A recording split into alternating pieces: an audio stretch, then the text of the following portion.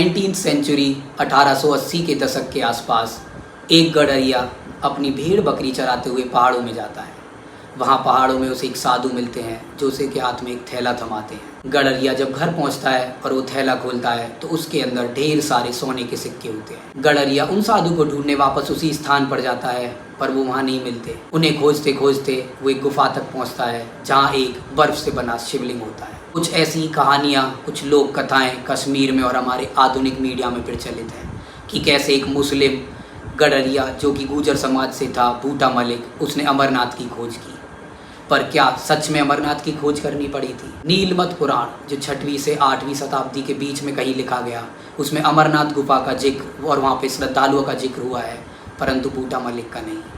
उसके बाद आते हैं 12वीं शताब्दी, जब कल्हण राजा द्वारा राजतारिणी लिखी गई, उसके अंदर भी अमरनाथ गुफा, शिवलिंग, इन सब का जिक्र है, किंतु बूटा मलिक का नहीं।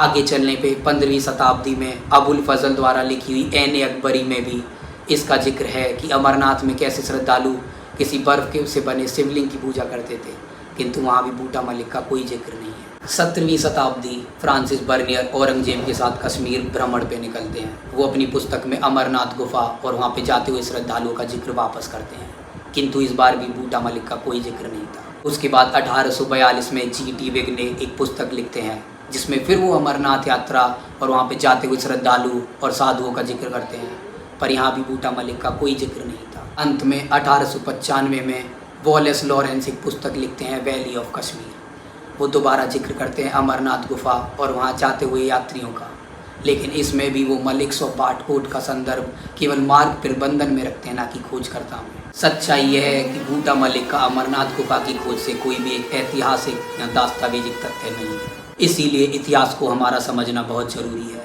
क्योंकि कभी कभी आस्था से जुड़ी हुई चीज़ें भी एक राजनीतिक और सांस्कृतिक उद्देश्य से जोड़ दी जाती हैं। अमरनाथ गुफा की खोज करना जरूरी नहीं था।